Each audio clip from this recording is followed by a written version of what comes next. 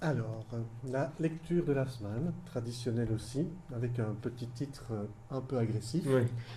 Internet est la poubelle de l'histoire. Donc, de nouveau, je recontextualise. C'est bien des chroniques qui sont écrites par Xavier Delaporte, que c'est lui qui parle, donc le jeu est un jeu qui est le sien et pas le mien. Hein, c'est pas moi qui m'exprime, je ne fais que lire son texte et donc dont vous trouvez les références sur les diapos. Donc, je propose qu'à la place de ce qui nous arrive sur la toile, nous rebaptisions cette chronique ce qui nous arrive dans la poubelle de l'histoire. Car c'est ainsi, Madame Parisot, que vous définissiez Internet dans un entretien avec Jean-Michel Apathy sur RTL le 1er septembre 2000. Je vous cite exactement. Comme le dit le philosophe Alain Finkielkraut, Internet est en train de devenir la poubelle de l'histoire. Vous pouvez écrire n'importe quoi, tout reste. Internet est en train de devenir la poubelle de l'histoire. Ça mérite qu'on en discute un peu. Au préalable, deux remarques. D'abord, se référer à Alain Finkielkraut pour parler d'Internet, d'un point de vue rhétorique, c'est assez audacieux. C'est un peu comme si vous disiez, comme le dit Florent Pagny, il faut une grande réforme de la fiscalité en France. Comment dire? Ça n'aide pas beaucoup votre argumentation. En revanche, il y a quelque chose de très beau dans votre phrase, c'est la mise en abîme. S'il avait fallu une preuve qu'Internet conserve tout, surtout quand on dit n'importe quoi, vous l'aurez fourni vous-même. Et ça, c'est très fort.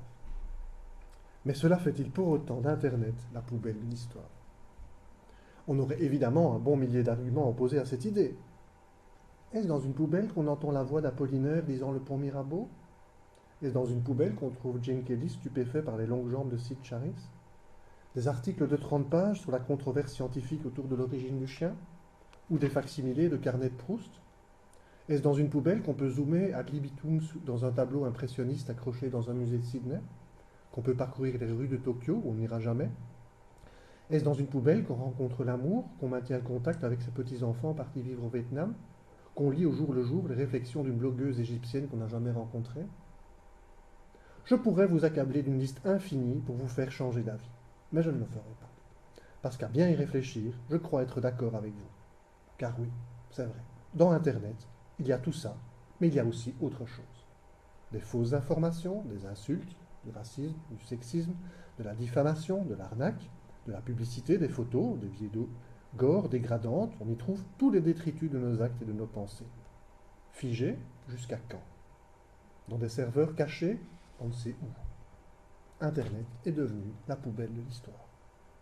Oui, mais voilà, une poubelle, c'est un lieu passionnant.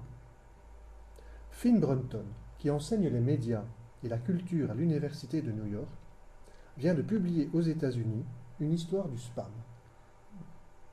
Vous savez, le spam, ce courrier qui arrive dans votre boîte mail, mais qui ne vous est pas vraiment adressé, ou alors qui est publicitaire, ou même délictueux. Ce courrier que vous mettez immédiatement dans la corbeille, ou qui y va directement parce que votre boîte mail est dotée d'un filtre anti-spam.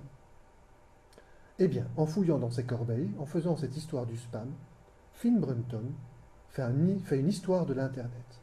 Histoire passionnante parce que, en creux et en revers, décrire en détail ce que l'on jette et pourquoi on le jette, c'est raconter ce qu'on veut garder, ce qu'on veut faire d'Internet.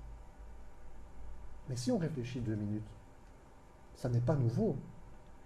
L'archéologie et la paléoanthropologie accordent depuis longtemps une grande attention aux poubelles. On ne compte pas ce qu'on a appris sur l'humanité en fouillant les lieux où elle entreposait ses déchets. De quoi on se nourrit, comment, avec quels objets.